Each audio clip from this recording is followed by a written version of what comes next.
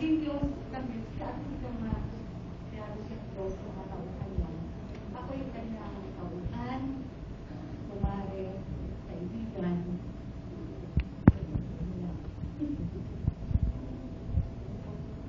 Marami kaming panahon na pinagsamahan. Sabi nila, sa hirap, sa ginhawan, sa kailangan, sa kalungkutan. Si ate galing siya na siya. One thing na hindi ko siguro makalimutan. Malakas ang kanya na loob. May inspired sa kanya. Pero I know it inside her. Kahit meron siyang sama na loob na problema, hindi niya masyado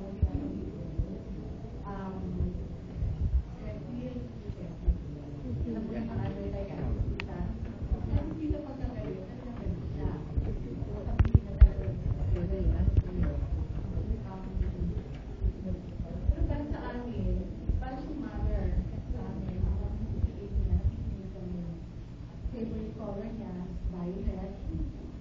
So, that gift, binibigyan namin sa kanya para offering.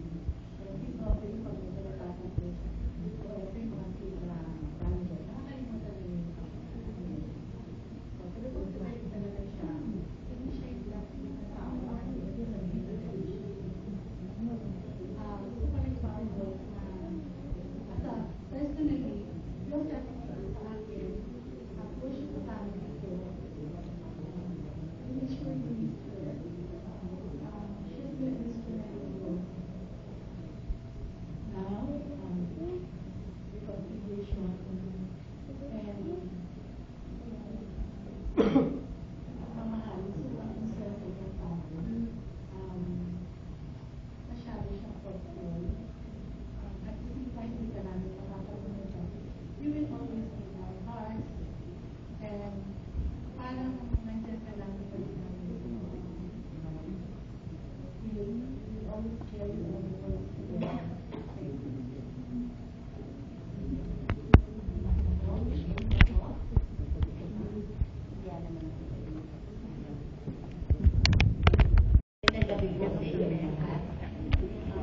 Minsan po kasi sa buhay namin sa GSIS, nagkasama kami, naging boss ko si Ate Tita.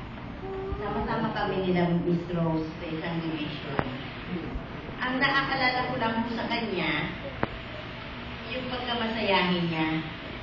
Gusto niya po palagi kami mag-enjoy hanggang sa ballroom, hanggang sa pasyalan, hanggang sa kung saan-saan.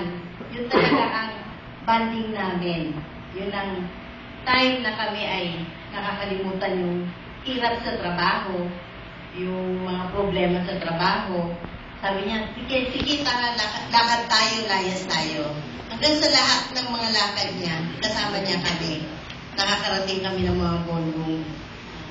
Isa pa rin na maalala ko sa kanya, kahit na si Ma'am Sita ay nagagalit, kami po ay nararamdaman pa rin namin ang pagmamahal niya sa amin. Kasi isang araw yung galit, kinabukasan yun, kain tayo, kakain kami sa division. So, yung galit kasi, tao tayo, di ba? Kasama yun sa trabaho, kasama yun sa pagkabuhay natin. May mga bagay na hindi natin maiwasan. At saka may mga incidents din talaga na tao tayo, nagagalit talaga. So, naiintindihan natin yun sa kanya. Pero yung galit na yun, pagkatapos ng galit, andyan na kami, magkasama na naman kami ulit, nagtatawanan, at ang aming outlet lang, kainan. Kaya gusto namin nagagalit siya kasi kinabukasan yun, may kainan kami. So doon namin siya naaalala. Mabait na boss, maunawain, at saka ipaglalaban ka niya kahit saan. Pagka kung ano man ang naging problema, ipaglalaban ka niya. Kaya Ate Sita, mahal ka namin. Maraming nagdadasal para sa iyo. At natutuwa kami na naandyan ka na kay Lord. Kung nalulungkot man kami ngayon dahil kami iiwanan niyo ngayon, pero huwag po kayong mag-alala kasi kahit na naano na kayo kay Lord, you will always be in our hearts and you will always be included in our prayers. Yun lang po.